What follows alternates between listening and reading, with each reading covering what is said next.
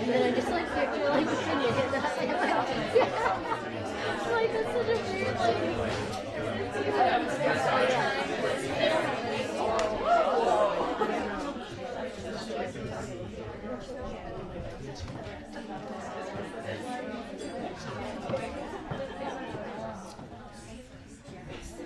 Good evening. Wow, thank you all for being here tonight. Welcome to the 9th annual Sonia Osborne Museum Studies Symposium. And I know it's the end of a long week and the beginning of a new one next week, so it means particularly we're particularly grateful for you to be here tonight. So thank you so much for coming and to support the program and to support Gracie as well. As many of you know, the Sonia Osborne Museum Studies Internship Program was begun to honor the legacy of Sonia Osborne, who taught art history at Westover for some 20-odd years. And to honor her legacy, we developed a partnership with Hillstead Museum, was designed by Theodate Pope, and also, as you know, designed our school. And through this internship program, we sought to give students practical experience with museum work. So students in the internship program travel to Hillstead once a week and then participate on select Sundays throughout the year. And then they also bring that experience back to Westover through 2 projects, one of which Gracie will share with you tonight. So there are a lot of people who make this program possible for our students. And while Gracie will thank them at the end of her presentation, I just also want to say thank you as well for all that everybody does to make this possible for our students. And in particular, I'd like to thank the Tortorello family who made the program possible in the first place. So I'm delighted to introduce Gracie. She sets herself apart from other SOMSI interns in that she's the first intern to do a team sport, not just a sport, but a team sport, and handbells, in addition to her SOMSI internship. And so why this is important is that both of those activities conflict with her ability to go to the museum. Most of the time, the other 8 SOMSI interns did their museum experience and their self-directed research during their sports block. So Gracie had to balance her team sport and her handbells and her classwork and her internship and going to the museum, all in the same amount of time that other students have. So she did this beautifully, all term, with a big smile on her face, and that in and of itself is an accomplishment. But I also want to thank Katie Eggert and the swim team for accommodating her and supporting her through the term, and to Bob and Bonnie for helping her with her handball practice as well. So thank you particularly to those people. So all term, Gracie has shown resiliency and integrity and dedication and a total enthusiasm for learning. And for that, I'm so proud of you. So the program will last about 30 minutes, after which Gracie will be happy to take questions about her experience or her argument. And with that, please help me in welcoming Gracie.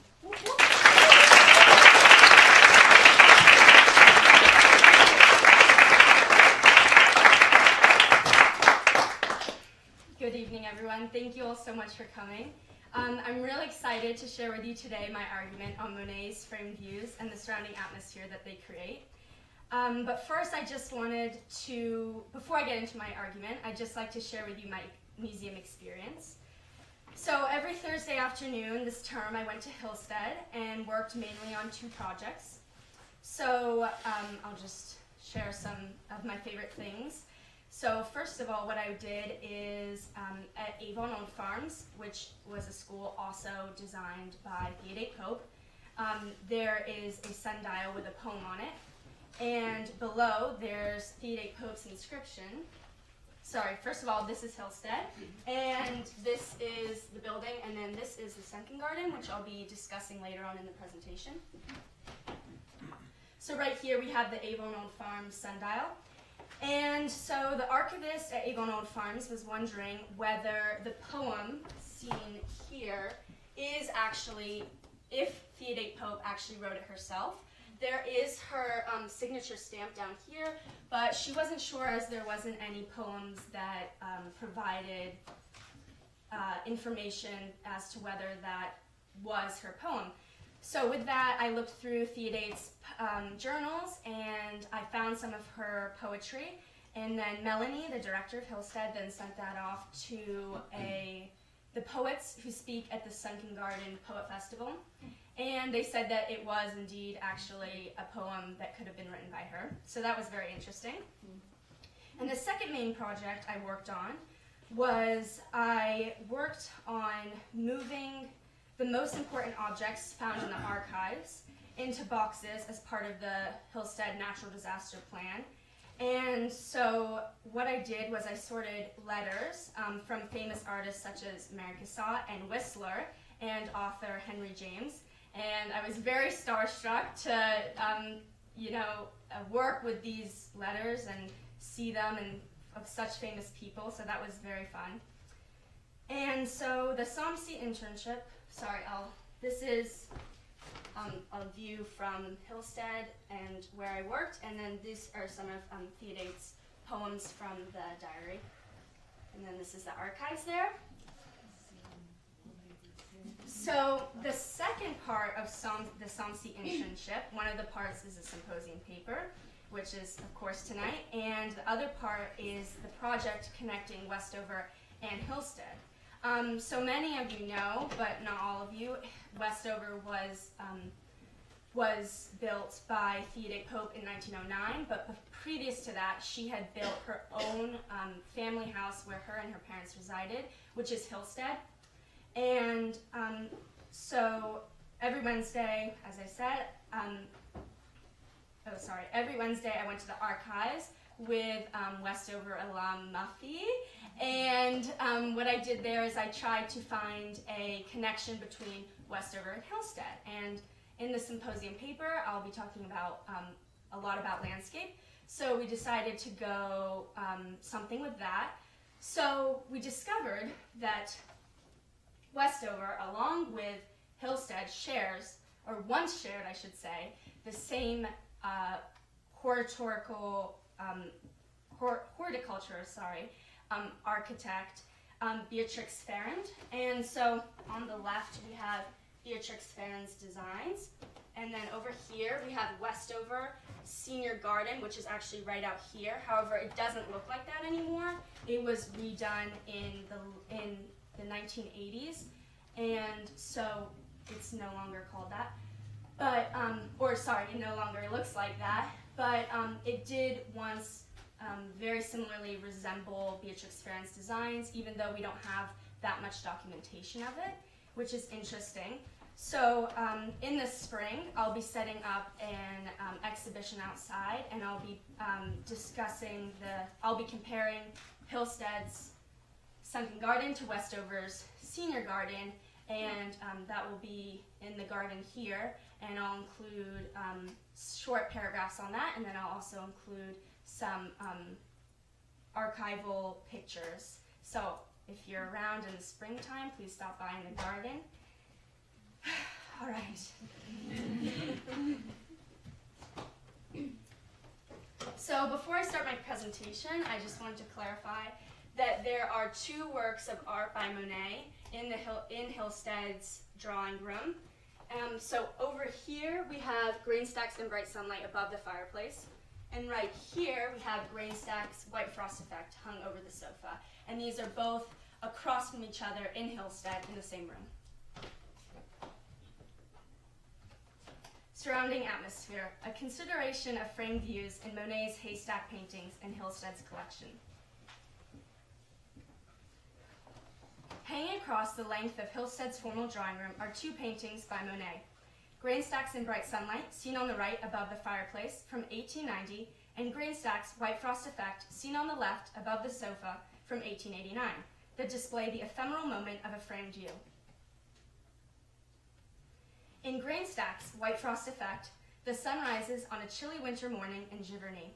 Shadows reach from the left and break mid-composition.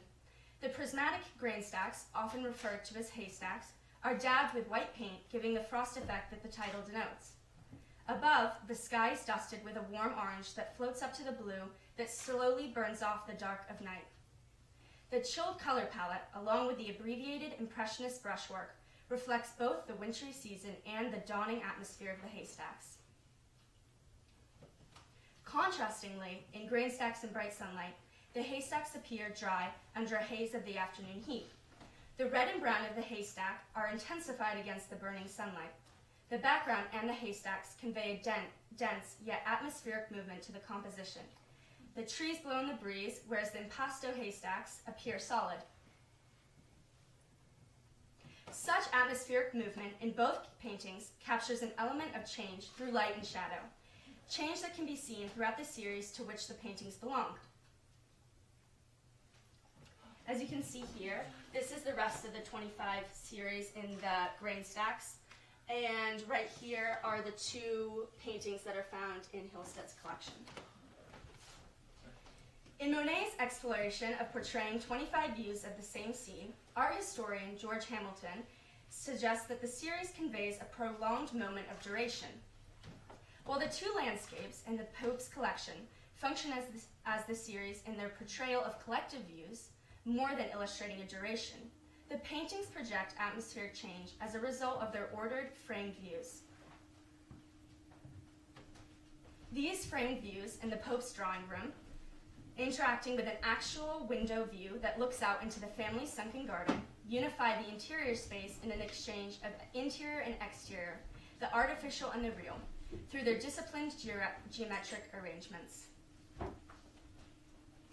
By analyzing the framed view as ordered landscape through both the individual haystack painting and the series format, as well as through their placement next to the window views of the Pope's sunken garden, these collective views, painted and actual, provide more than mere representations of nature. They create instead what Monet called surrounding atmosphere, a living, changing environment that permeates the entire scene in harmonious unity. As part of the series, the two landscape views in the Pope's collection reflect not only the changing environment of Paris during Haussmann's renovation of the city, but also, as art historian George Hamilton describes, as a psychologically continuous experience, or a duration of time. A perceptual art form, the Impressionist style, developed in the late 1800s, brought about a controversial change for European art. Polished surfaces and sharp contours gave way to hazy atmospheres and quick, abbreviated brushwork. This shift towards capturing the momentary reflected the changes undergoing Paris during Haussmann's renovations in the mid to late 19th century. Placed under construction by Louis Napoleon and George Eugene Haussmann, Paris received new buildings, boulevards, and parks, and out of this renovation, leisure became the priority in French culture. As Paris changed before everyone's eyes, Impressionist artists recorded their ephemeral environment in a similar, changing way. Not only were artists now interested in capturing the fleeting effects of light, but paint was now available in portable tubes, which led to artist painting en plein air, enabling paintings to be completed as quickly as possible, some in just 15 minutes. The railway also became the new form of travel, which invited Parisians to take the train out of the city on the weekend and spend it in a countryside such as Giverny. More than that, train travel afforded a framed, blurred view as passengers traveled through the countryside. This exposure to ordered gardens, light-filled boulevards, and the fleeting world, seen through the train window, reflected what the Impressionist movement stood for: atmospheric change. Monet's series can then be viewed in terms of this atmospheric change. In the 1890s, towards the end of his career, Monet began painting in a series format, returning to subjects such as the haystacks and ruined cathedral, as he experimented with a collective view. So here we have the two haystacks from the 25 series of them, and here are just 4 of many paintings of ruined cathedral.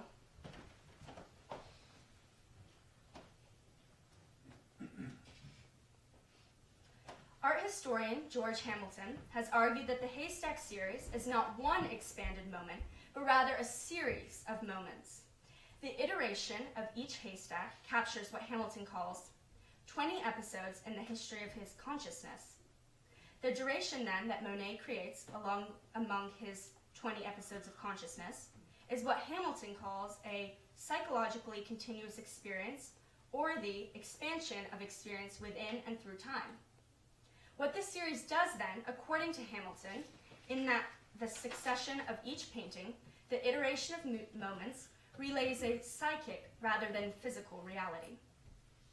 For Hamilton, the haystack series is more than an expanded conceptual experience, rather than a collective collection of framed views. While Hamilton argues that the atmosphere the haystack series creates is one of experience, a perceptual duration that exists from painting to painting, The change these successive views offer and the atmosphere they produce may more fruitfully be understood as a result of the lasting qualities of landscape, the imposed frame, and the ordered view. According to Malcolm Andrews, a landscape picture is an image of the outside world adorning the walls of the inside world. Though depicting the outside world, a landscape painting would never be mistaken for the real thing. The process, then, of turning land into landscape is a process of reordering. More than just a mirror subject, we perceive landscape as a reordering. And in this reordering, landscape is the process that imposes framing on the view.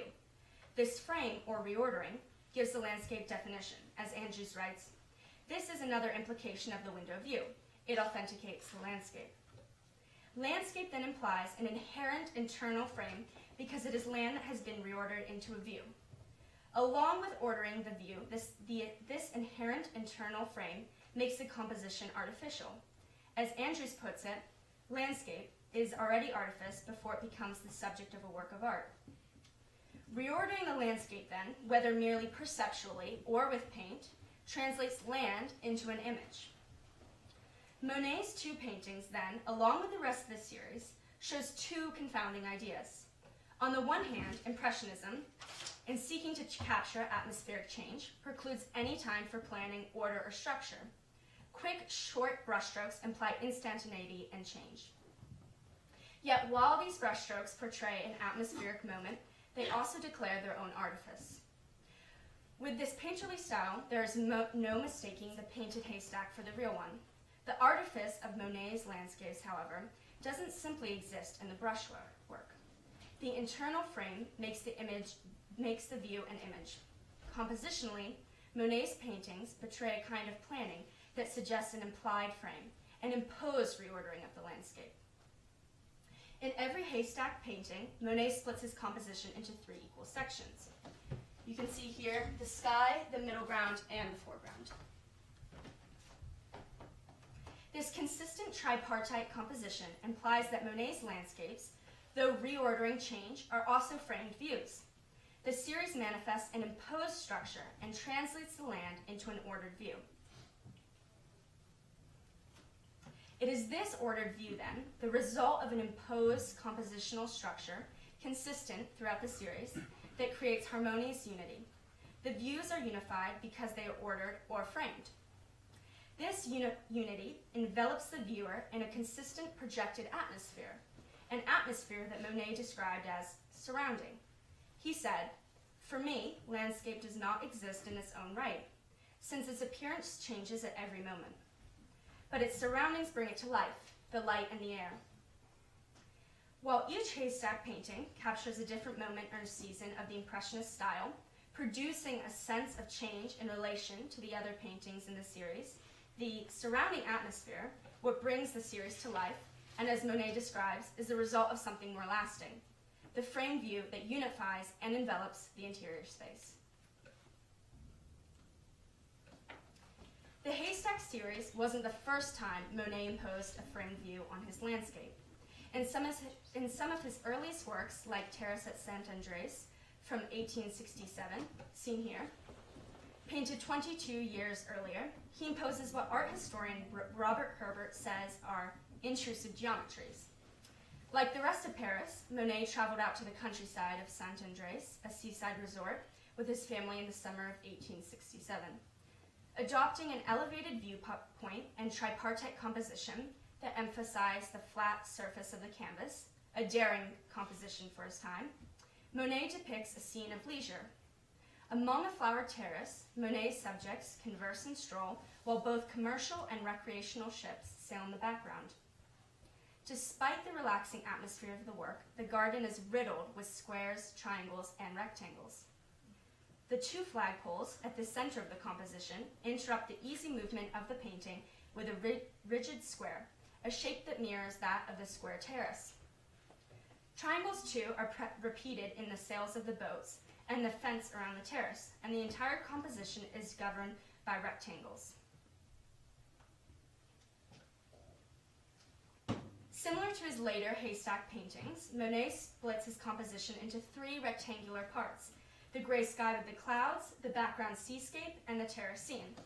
So you can see here in both paintings, there's a similar sky, middle ground, and foreground. While balance internally unifies the scene as a result of the composition's repeating shapes and multiplying geometry, such intrusive geometries, according to Herbert, echo Haussmann's Paris, broad avenues, squares, sidewalks, formal gardens, and huge buildings. You can see here that this is Monet's paintings, and this is the center of Paris, and you can see in both the geometric views.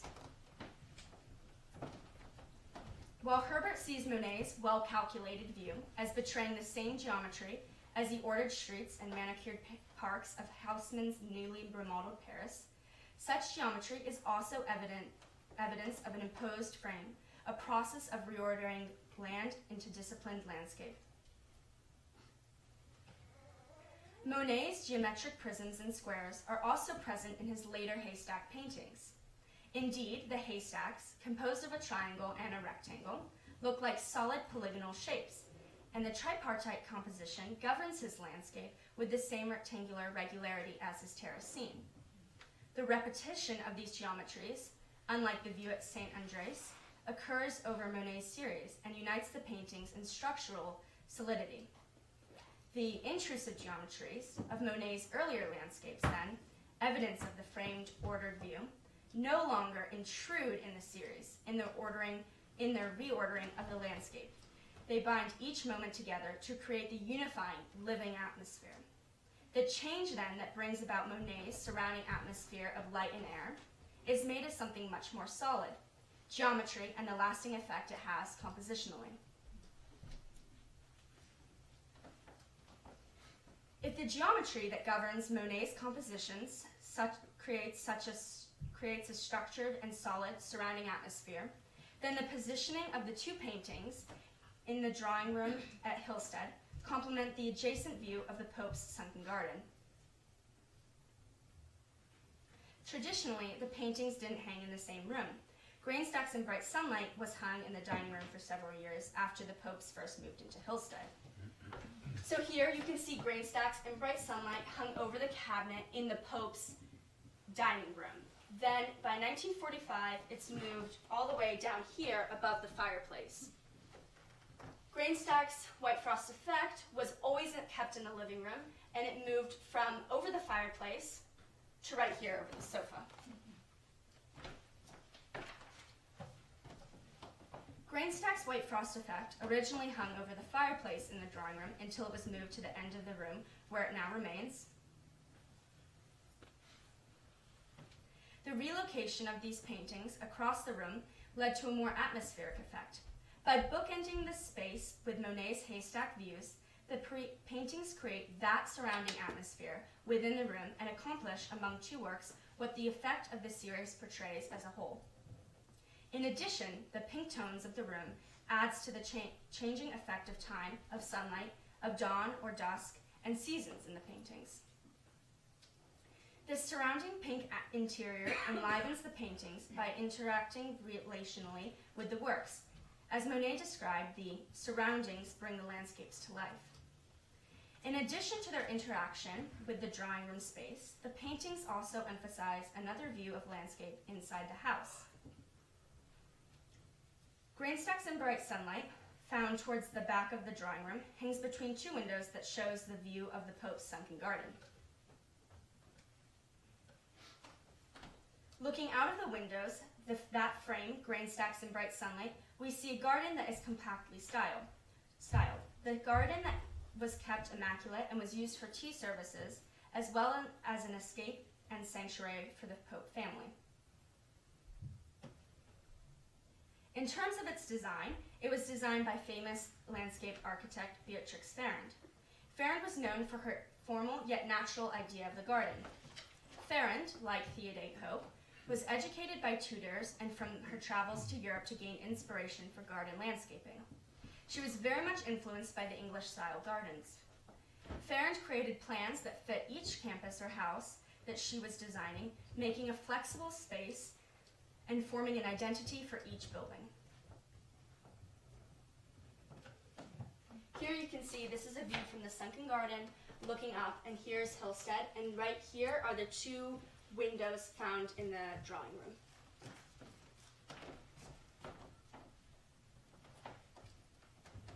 Beatrix Farren's geometric designs suit Hillstead's formal architecture as they portray Farren's classic style and give order to the outside. Riddled with a selection of triangles and trapezoids, this sunken garden exhibits something similar to Monet's geometric structures. Farren's triangular and trapezoidal flower beds look similar to the triangles and trapezoids found in Monet's paintings. Intrusive geometries that unify the garden and order the landscape. While the garden changes seasonally, the design itself is constant and lasting, like Monet's ordered views of the landscape. Then the lasting geometric design of Farren's garden makes something solid of nature and imposes a regulating frame around the land. Farren's garden, seen through the window from the Pope's drawing room, is further ordered by the panes of glass and the window frame. Nature itself is made into landscape 3 times over, through Farren's design, through the rectilinearity of the window panes, and through the window frame itself. As land becomes landscape in this thrisely ordered view, the actual view of landscape becomes artificial and interacts with Monet's ordered views. The surrounding atmosphere of the exterior landscape, as there is change in weather, seasons, and light, complement the consistency of the interior framed views. The movement, then, that occurs within the Pope's drawing room is not as a traditional landscape, which gives a glimpse to the outside world from the interior. Rather, as a result of the ordered framed view, this movement is reversed. The outside world is brought inside by virtue of the geometries that produce Monet's surrounding atmosphere and make something solid of it. In bringing the outside in through the series of haystack paintings that complement the window view of the Pope's garden, Monet doesn't just show a changing environment through a succession of moments. He makes you live it through this changing environment through the framed view. As such, it is this constant, solid, and ordered elements that are lasting and that give the interior space its surrounding atmosphere, its most ephemeral effect. In this duality of the constant that gives way to the momentary, Theodate Pope once quoted in her journal and also had inscribed on the sundial she commissioned in the sunken garden, as seen here. The famous Greek saying, "Art is long, life is short." While the saying refers to the brevity of life and how there is much to learn within a lifetime that's insufficient, the quotation that Theodate included on her sundial in the sunken garden also references Farren's constant design and the change in time that the sundial tracks. The quotation is quite fitting for the way in which Monet's paintings affect the Pope's interior space. Regarding Monet's framed views, art really is long. It's long in the way that it's constant and ordered with the unifying effect of the inferred frame. However, the life that Monet captures in his paintings is short. It's an instant, a moment. This duality of the lasting and the ephemeral resonates with the 19th century French poet Baudelaire, who defined the modernity of his time as the ephemeral, the fugitive, the contingent, the half of art whose other half is the eternal and the immutable. In reordering land into a framed view, then, Monet's haystack series translate the intrusive geometries of his ordered view, remnants of Haussmann's urban renovations, into a lasting, immutable, unifying composition that doesn't just capture all that was ephemeral and fugitive of his modern age. The paintings, in their duality of consistency and change, make in the end something solid of perception, a lasting surrounding atmosphere.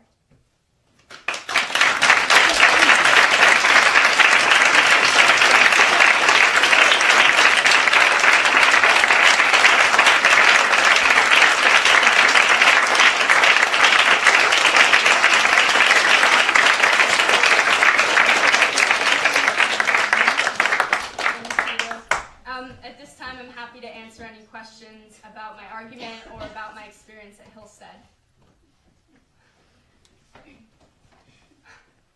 Sophia. Do you think he intended to depict both the moment and the duration, or did he just do it randomly? I think that when Monet first started painting the haystacks, I think what he did was he took something so natural, and I think he began painting that, and then I think once he returned to them over a succession of years, he then probably realized that there is inland a internal reordering of it in the tripartite composition, and I think that's why we can see that tripartite composition throughout the rest of his series. Does Hilsted have other pieces by Monet, or are these the only two? Yes, I believe he has a couple more, one more. It's At least one more. Cap Gentile or something like that. It's a seascape, and it's actually the one that's hung over the fireplace. So I don't know if you noticed that. So But he has two more. There's another one in the study too. and then another one in the study.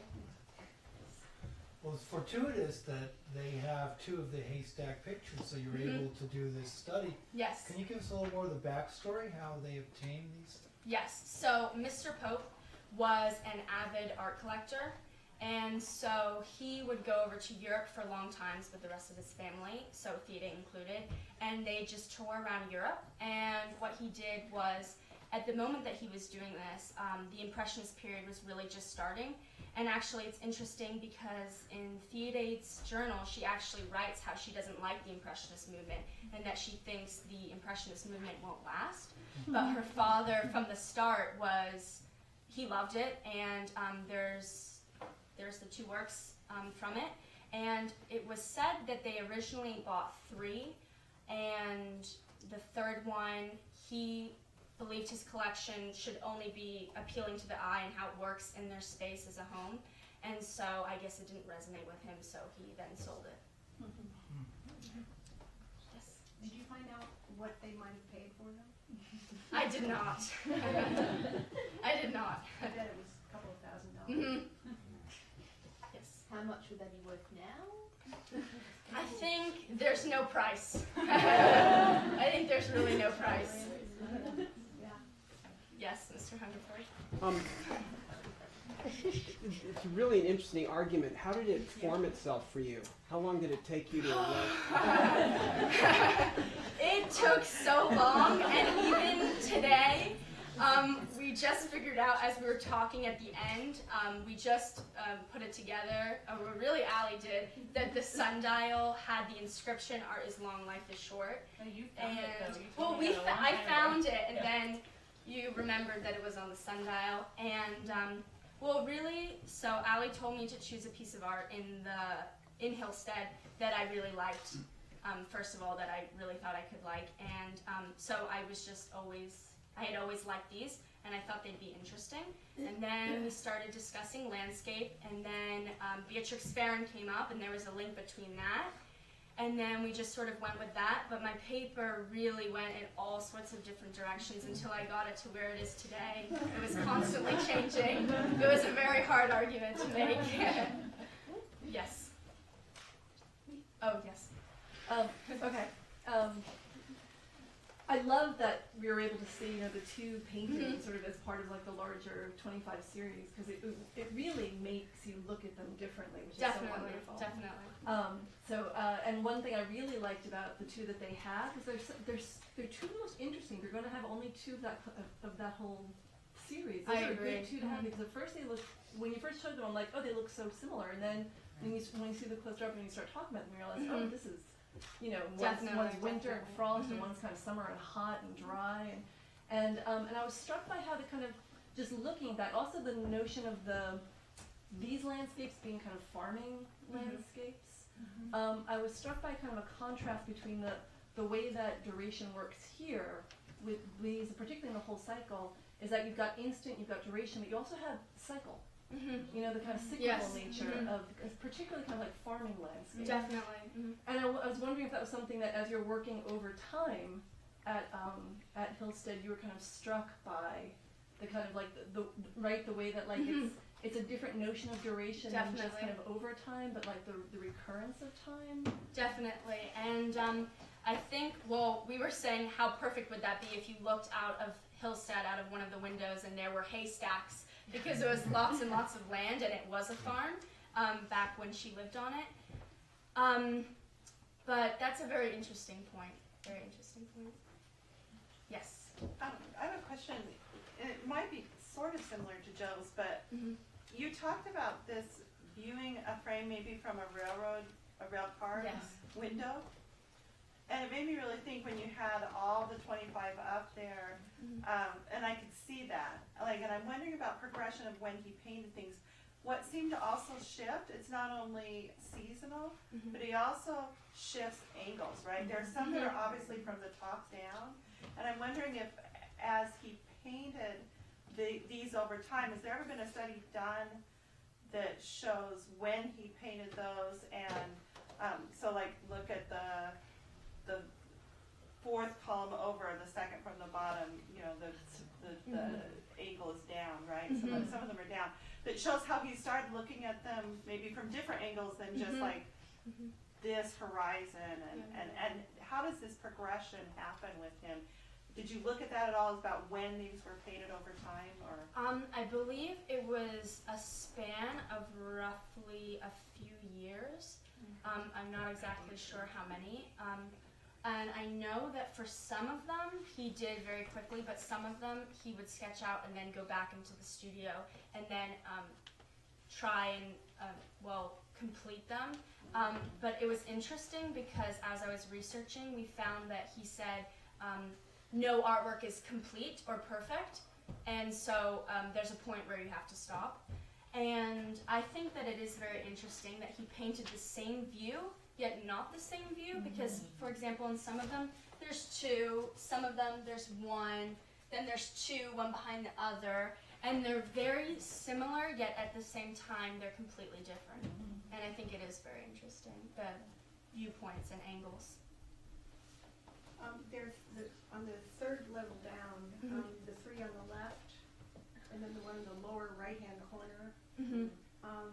They're the only ones where you don't see the entire haystack, and they seem more contemporary or something. I wonder if those were later, especially the second one from the left on the third row with its top missing, and then the one to the right of it Definitely. is really, they're just getting more abstract.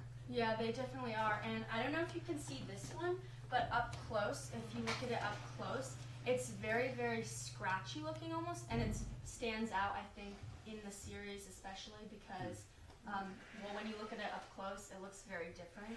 So I think that with time, he sort of just, his brushstroke changed, and with that atmosphere, it changed. Yes? When you switch between saying like green stack and haystack, is that in your opinion that it's a haystack, or is it called a haystack or a green stack? Well, actually, so interestingly enough, I thought that he called all of his series grain stacks, but when I was looking at them last night, there's different ones. He calls them grain stacks, haystack, and then wheat stack, I think it might be. I just refer to them as haystack throughout because that's what I naturally want to call them. But these two specifically are grain stacks. Yeah.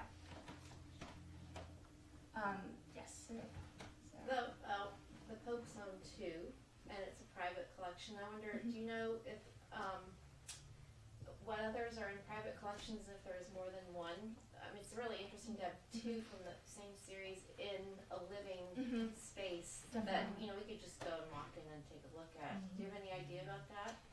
So I know for sure that there are I believe there's 2 in Paris, and there's 5 at the Met or the MoMA. I think so. And those are the only 2 collections that I know of. But then actually, when I was talking to Melanie, the director of Hillstead, she said that one had just been sold at Christie's in New York. So, yeah. Emma, did you have a question? It was sort of like along Sarah's, like where are the rest of them? I have a question in regard to the placement of the paintings. Was it a conscious decision to move them whenever they were moved from the original placement? And who did you come across that in your research? Yes. So when the grain stacks in bright sunlight was originally in the dining room, and then by 1945, what's written down in the archives is that it was then, by 1945, it had been moved into the drawing room, and that was done by the curator of Hillstead at the time. So when the popes were living there, it was actually in the two separate rooms. So.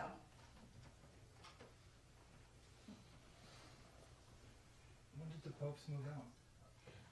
Well, her parents died between it was first her father, and then it was her mother in around 1920s, and then Theodate herself died, I believe, in the late 1930s. So, and then she had written in her will that she wanted this house that she had made to become a museum, and that nothing was to go in or out of it. So the collections remained the same throughout the whole time. Speaking of framed view, so who actually frames those paintings? Does Monet do the popes? Do you know who actually framed? That's actually Who very decides on the interesting. frame? I don't know. I feel as though since they were traveling in Europe, they were probably rolled up in a tube, and then I assume that once they got back to Hillstead, they had them framed. But it would be interesting to look at the frames and if they're both in the same frame or if they're in different frames or what. It depends on the artwork. There's a Whistler painting in Hillstead's collection, and Whistler also designed a frame for it. And so it depends too. Thank you,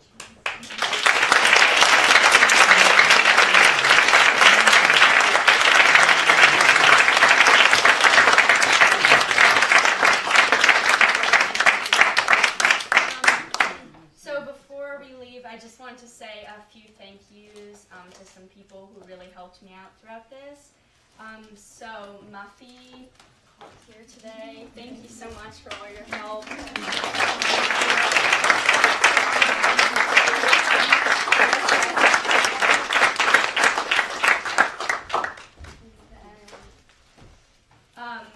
Well, Melanie's not here today, but she's the director at Hillstead, and she's the one who helped me through the internship, so I'd like to say thank you to her. I know she's not here, though. And then Marla and Rich, thank you.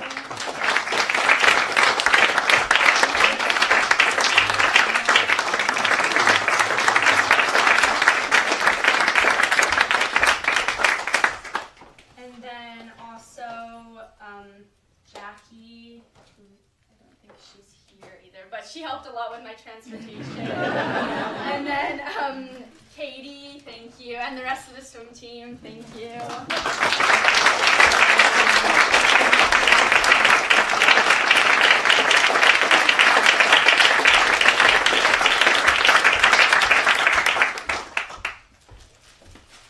And then I think that's Giselle. Giselle for all my research help. Thank you.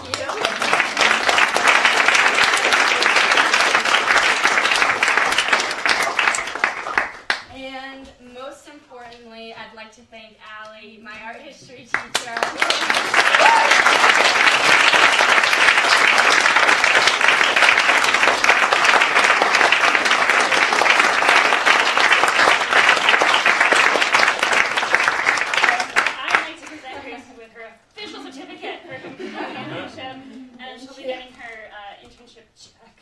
For all the hours she put in the museum at the end of the year once she finishes her work on select Sundays. So thank you. Thank you.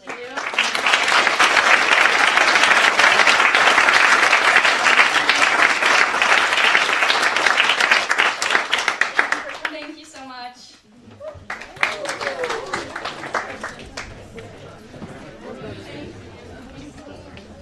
You want to get a great question. What? Yeah. Yeah, I heard Why that. not? I was like, just do it.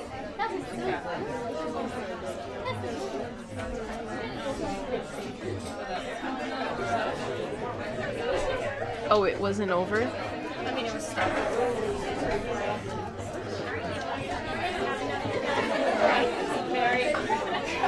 Because I just did